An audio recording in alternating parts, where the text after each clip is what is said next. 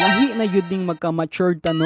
Sa una magkatawa ko kung naay muhatag og mga flyers sa mga memorial park kay feeling nako pat yun man siguro tagdalian ning mga tawhana. Apan karon na-realize na ako nga kinahanglan man day nato na kay labi na karon grabe na kapuno ang mga public na sementeryo. Samot na siguro sa mga umaabot pa ng mga tuig, basin wala na tay kalubngan. Katawanan paminawon apan kitang tanan dinha man yud ta padulong. And then lahi na pud ning magka-matured ta kay magunahuna na yud ta sa atong mga future. Kanang dili na ta makahasol puhon sa mga nabilin if ever kuan na tag kinabuhi sa Ginoo. What if wala ta nangandam?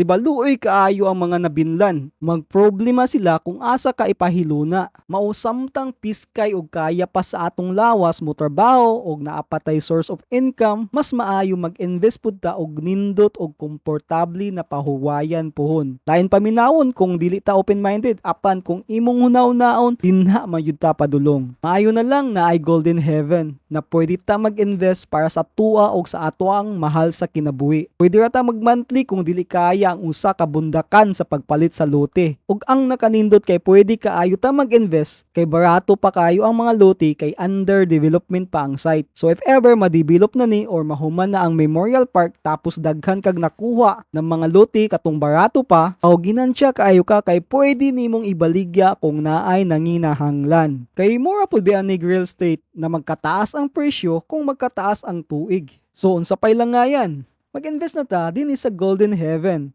Kung interesado ka, i-PM lang ko para malamdagan ka.